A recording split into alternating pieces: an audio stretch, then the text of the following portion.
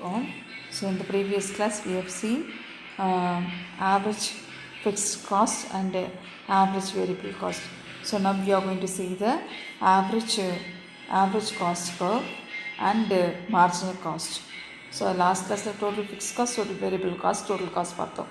அதுக்கப்புறம் average fixed cost, average variable cost பார்த்தோம். இப்போ வந்து average cost என்ன, marginal cost என்ன, அதுக்குள்ள ரிலேஷன்ஷிப்பை இப்போ நம்ம பார்க்க போகிறோம். So average total cost அல்லது average cost. So it refers to the total cost per unit of output. It can be obtained in two ways. So total cost வந்து அப்ளைன் பண்ணுறது எப்படி அப்ளைன் பண்ணலாம், ரெண்டு விதமாக அப்ளைன் பண்ணலாமா. எதில்? ஆவரேஜ் காஸ்ட்டில். ஆவரேஜ் காஸ்ட் அப்போ டோட்டல் காஸ்ட் அங்கே எப்படி அப்ளைன் பண்ணணும்னா total fix cost plus total variable cost. So average காஸ்ட்டை பொறுத்தவரை எப்படி வந்து அப்ளைன் பண்ணுறது? By dividing the firm's total cost. So total cost by the quantity of output. So average total cost எப்படி பண்ணான்னா டிசி பை கியூ, இது ஒரு விதமாக பண்ணலாம். For example total cost 1600, output 400, என்ன பண்ணுறாங்க, டிவைட் பண்ணுறாங்க. அப்போ டோட்டல்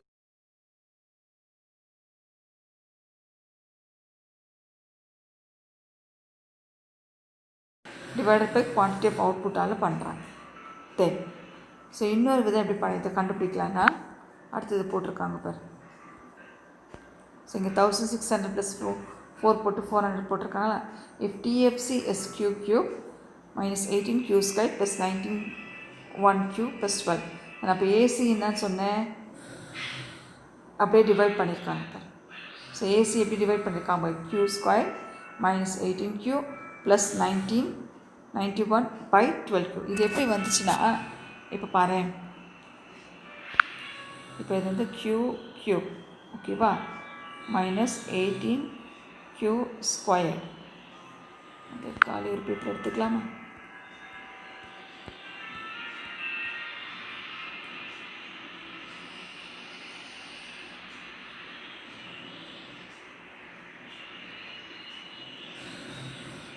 இது எப்படின்னா, சாரிடா, இங்கே கியூப் இருக்கா, மைனஸ் 18 கியூ இருக்கா, ஸ்கொயர் ப்ளஸ் 91 கியூவா ப்ளஸ் 12, ஓகேவா.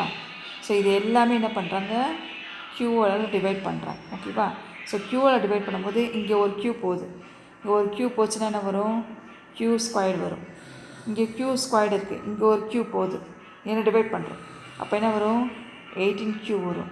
இங்கே இருக்கிறது ஒரு கியூ தான். அப்போ இந்த கியூவும் போச்சுன்னா என்ன வரும், ப்ளஸ் 90 வரும், ஓகேவா, 91 வரும். ஸோ இங்கே 12ன்றது கான்ஸ்டண்ட்டாக வருது. ஸோ அப்போ அதை நம்ம வந்து கியூ ஒன்றும் பண்ண முடியாதுல்ல. ஸோ அப்போ என்ன பண்ணுவோம், 12 பை கியூன்னு போடுவோம், 12 பை கியூன்னு போடுவோம். ஏன்னா இங்கே வந்து கியூ இருக்கிறதால கேன்சல் பண்ணி போட்டுருவோம். இது வந்து நம்ம ஒரு நம்பர் கியூன்றது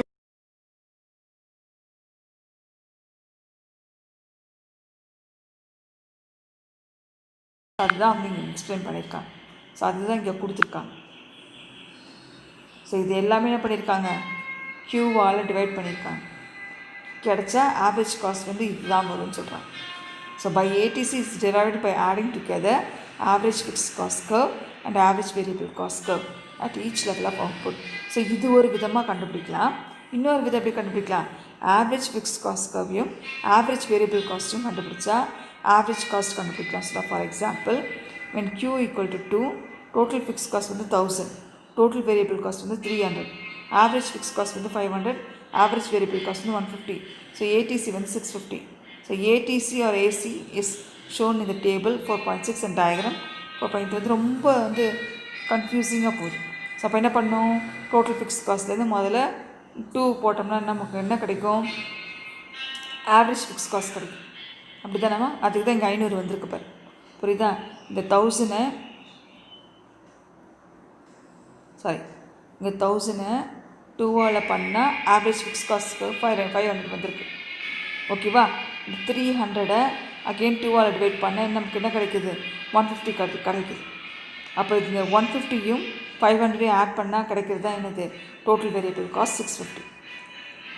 எஸ், புரியுதாம்மா, எப்படின்னு புரியுதாடா. ஸோ இது எப்படி கண்டுபிடிக்கலான்னா இந்த ஃபார்முலா கொடுத்துருக்கோம், ADC equal to AFC plus ABC. So அதுதான் இங்கே கொடுத்துருக்காங்க. குவான்டிட்டி கொடுத்துட்டாங்க, இங்கே வந்து 1000 கொடுத்துட்டாங்க. அப்போது 1000 divided by 2ன்னா ஆவரேஜ் ஃபிக்ஸ் காஸ்ட் 500 கண்டுபிடிச்சிட்டோம். டோட்டல் வேரியபிள் காஸ்ட் வந்து 300. ஸோ அப்போ ஆவரேஜ் வேரியபிள் காஸ்ட் வந்து டோட்டல் வேரியபிள் காஸ்ட் வந்து 200. அப்போ அவுட்புட்டை டிவைட் பண்ணணும்னா என்ன ஆகும்? Average variable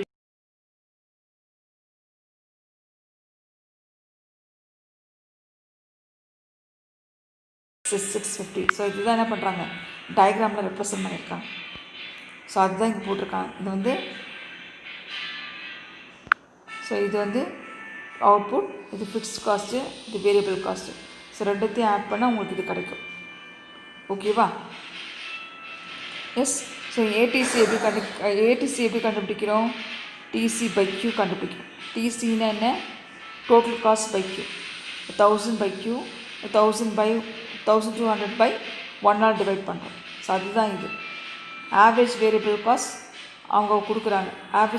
average fix cost இது இருக்குல்ல. ஸோ ஆவரேஜ் ஃபிக்ஸ் காஸ்ட் அவங்களே கொடுக்குறாங்க. ஆவரேஜ் வேரியபிள் காஸ்ட் நம்ம இதுக்கு முன்னே டேபிளில் பார்த்தோம்ல, அந்த டேபிளில் கொடுக்குறாங்க. அந்த டேபிள் போட்டிருக்காங்க. அந்த டேபிளில் இருக்கிற வேல்யூ தான் இங்கே சப்ஸ்டியூட் பண்ணியிருக்காங்க. எஸ், இதுக்கு முன்னாடி கொடுத்த டேபிளில் கொடுத்த வேல்யூ தான் இது ரெண்டும். ஸோ இந்த வேல்யூஸ் வச்சு தான் இங்கே கண்டுபிடிக்கிறாங்க. ஸோ அதே மாதிரி 0 + 0 0, 1000 + 200 200, 500 + 150 650. ஸோ ஒன்றுமே இல்லை, அங்கே என்ன கொடுத்தாங்களோ அந்த வேல்யூவை அப்படியே இதில் சப்ஸ்டியூட் பண்ணி உங்களுக்கு எக்ஸ்பிளைன் பண்ணியிருக்காங்க. இந்த வேல்யூஸில் இதில் வருது. இதுக்கு முன்னாடி நீங்கள் படிச்சிங்களேடா. ஸோ இந்த total fix cost, total variable cost எல்லாமே இதுக்கு முன்னே நீங்கள் போட்ட டேபிளில் இருக்கும். படித்த ஃபிக்ஸ் காஸ்ட்டில் இருக்க டேபிள், வேரியபிள் காஸ்ட்டில் இருக்க டேபிள், அதேமாதிரி ஆவரேஜ் ஃபிக்ஸ் காஸ்ட்டில் இருக்க டேபிள், ஆவரேஜ் வேரியபிள் காஸ்ட்டில் இருக்க டேபிள். ஓகேவா? ஸோ அதுதான் இங்கே எக்ஸ்பிளைன் பண்ணியிருக்காங்க. தென் so ADC curve is also a U-shaped curve. So total variable cost அது எப்படி பார்த்தோம் நம்ம, வேரியபிள் காஸ்ட்டு யூ ஷேப்பில் இருந்து. அதே மாதிரி காஸ்ட் கர்வும் எப்படி இருக்குமா, யூ ஷேப் தான் இருக்குமா. ADC declines reaches a minimum when the plant is operated optimally and rises beyond the optimum output. The U shape of the AC curve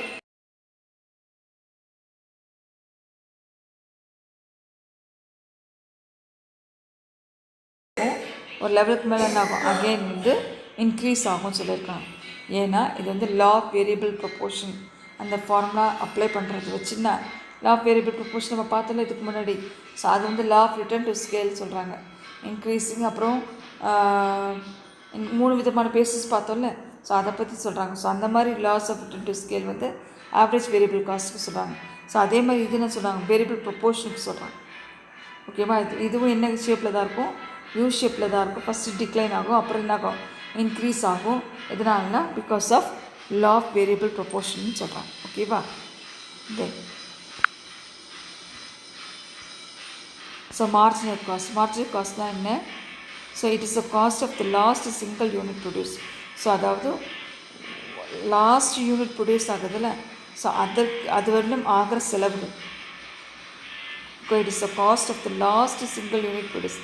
It is defined as change in the total cost resulting from produce on extra unit of output. So ஒரு extra unit of output, நார்மலாக produce பண்ணுற அவுட்புட்டை விட extra output வந்து நம்ம ஒன்று produce பண்ணுறோம். அதாவது last single unit of output produce பண்ணுறோன்னா அதில் சேஞ்ச் ஆகுது. என்ன மாதிரி சேஞ்ச் ஆகுது, டோட்டல் காஸ்ட்டில் என்ன மாதிரி சேஞ்ச் ஆகுதோ அதுதான் என்னது, marginal cost. So it is a cost of the last single unit produced. It is the cost of the last single unit produced. அதுதான் இங்கே வந்து சொல்கிறாங்க. எஸ். ஸோ மார்ஜினல் காஸ்ட்னா என்னம்மா, it is the cost of the last single unit produce. So ஒரு last single unit produce பண்ணுறோம், அதனுடைய செலவு தான் என்னன்னு சொல்கிறாங்க, மார்ஜினல் காஸ்ட்னு சொல்கிறாங்க.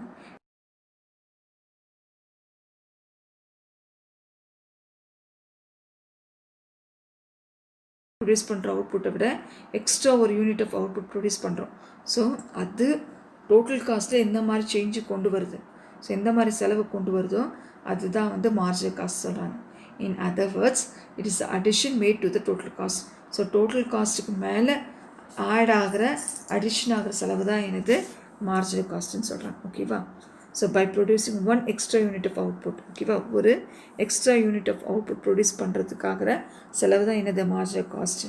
Marginal cost is important for deciding whether any additional output can be produced or not. So marginal cost வந்து ரொம்ப இம்பார்ட்டன்ட் சொல்கிறாங்க. ஏன்னா நம்ம வந்து அடிஷ்னல் யூனிட் ப்ரொடியூஸ் பண்ணலாமா வேணாமா, அதை நிர்ணயிக்கிறது இதுதான் மார்ஜினல் காஸ்ட். ஓகேவா? So MC equal to change in total cost by change in quantity. நம்ம இந்த சிம்பிள் வந்தாலும் டெல்டான்னு சொல்லுவோம், இல்லை சேஞ்சுன்னு சொல்லுவோம். ஸோ மார்ஜினல் காஸ்ட்னா என்ன? Change in total cost by change in quantity. So வேறு MC denotes marginal cost, TC denotes total change in total cost, Q வந்து denotes change in total quantity. For example, a firm produces 4 units of output and total cost is 1600. The firm produces one more unit, 5 units of output, total cost is 1900. The marginal cost is 300. என்ன பண்ணுறாங்க? 4 unit produce பண்ணும்போது 1600 ஆகுது total cost. So அதாவது extra ஒரு unit produce பண்ணுறாங்க. அப்படி produce பண்ணும்போது 1900 ஆகுது. அப்போ மார்ஜினல் காஸ்ட் எவ்வளோ ஆகுது?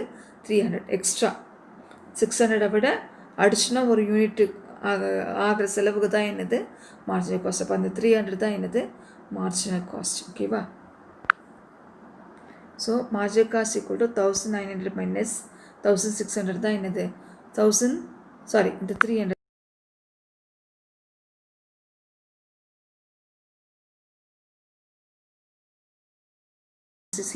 இப்படியும் போடலாம், இந்த மாதிரி ஃபார்முலையும் போடலாம். MC equal to total cost n by total cost n minus 1.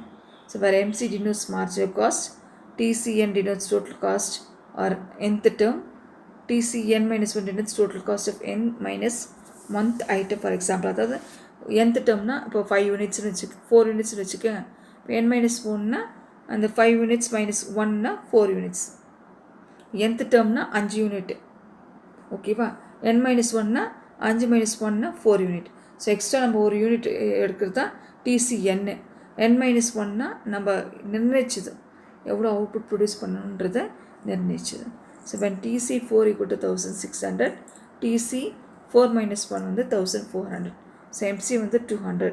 So MC 1600 minus 1400. So அதுதான் இங்கே வந்து எக்ஸ்பிளைன் பண்ணியிருக்காங்க. ஓகேவா? இங்கே எப்படி சொல்லியிருக்காங்க? TC சப்போஸ் 1600 இருந்தால் TC4 minus 1 எவ்வளோவா இருக்கும்?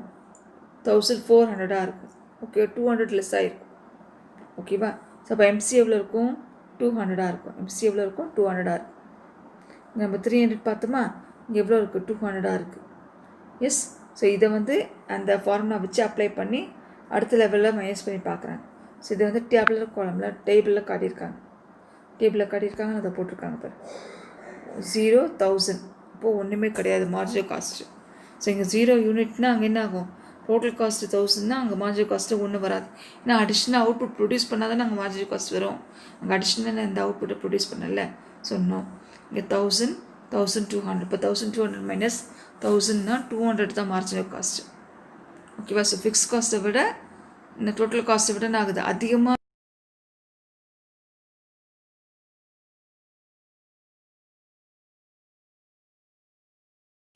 ஸோ அதுக்கு மேலே வர்றது என்னது? Marginal cost. ஸோ அந்த மாதிரி டோட்டல் காஸ்ட் கர்வ் மைனஸ் என்ன பண்ணுறாங்கன்னா, டோட்டல் காஸ்ட் கர்வ் மைனஸ் என்ன பண்ணுறாங்க? 1200 டோட்டல் காஸ்ட். ஓகேவா? ஸோ இதை குவான்டிட்டியால் என்ன பண்ணுறாங்க? மல்டிப்ளை பண்ணுறாங்க. எஸ். 1200 200, 2000. இது வந்து அதுக்கு அடுத்த லெவல் வருது. ஓகேவா? ஸோ அதையே என்ன பண்ணுறாங்க? மைனஸ் பண்ணி சப்ராக்ட் பண்ணுறாங்க. 1000 பண்ண வரும்? 0 வரும். ஓகேவா? ஸோ 1200லேருந்து 1000 பண்ணால் 200, 1300லேருந்து 1200 பண்ணால் 100, 1400 1300 பண்ணால் 100. நம்ம இது ஏற்கனவே பார்த்துருக்கோம்ல மார்ஜினல் காஸ்ட், அதுதான் சொல்கிறாங்க. So extra unit. ஸோ அவங்க ஃபிக்ஸ் காஸ்ட் எவ்வளோ நிர்ணயிச்சிருக்காங்களோ அதை விட எக்ஸ்ட்ரா ப்ரொடியூஸ் பண்ணால் அதுதான் என்னது? மார்ஜினல் காஸ்ட் அப்படின்னு சொல்கிறாங்க. ஓகேவா? தென் ஸோ இதுதான் என்ன பண்ணியிருக்காங்க? டயக்ராமில் ரெப்ரசன்ட் பண்ணியிருக்காங்க. ஓகேவா? எக்ஸ் ஆக்சஸில் வந்து குவான்டிட்டி, ஒய் ஆக்சஸில் வந்து மார்ஜினல் காஸ்ட்டு. இது என்ன பண்ணியிருக்காங்க? ஸ்டார்டிங்கில் இன்க்ரீஸ் ஆகுது, அப்புறம் டிக்ளைன் ஆகி அகெயின் ஆகுது. மார்ஜினல் காஸ்ட் வந்து மேலே போகுது, இன்க்ரீஸ் ஆகுது. டயக்ராமில் எப்படி ரெப்ரசன்ட் சொல்லியிருப்பாங்க பாரு. So MC falls at first due to more efficient use of variable factors. So முதல்ல என்ன ஆகுது? ஃபால் ஆகுது. ஓகேவா? ஏன்னா efficient use of variable factors use பண்ணுறதால, அதிகமாக யூஸ் பண்ணுறதால முதல்ல ஃபால் ஆகுது. அப்புறம் MC curve increases after the lowest point and it slope அப்வர்ட்னு ஆகுது. ஒரு கட்டத்தில் அது என்ன ஆகுது? இன்க்ரீஸ் ஆகுது. லோவஸ்ட் பாயிண்ட்டுக்கு கீழே வந்து அதுக்கப்புறம் ஆகுது? It slope upwards. So MC curve is U shaped curve. இப்போ நம்ம பார்த்தல இது என்ன ஷேப் கர்வில் இருக்குது, யூ ஷேப் கர்வில் தான் என்னடா இருக்குது, அதுதான் அங்கே சொல்கிறாங்க. ஓகேவா, இது என்ன ஷேப்பில் இருக்குது, யூ ஷேப்டு கர்வ். முதல்ல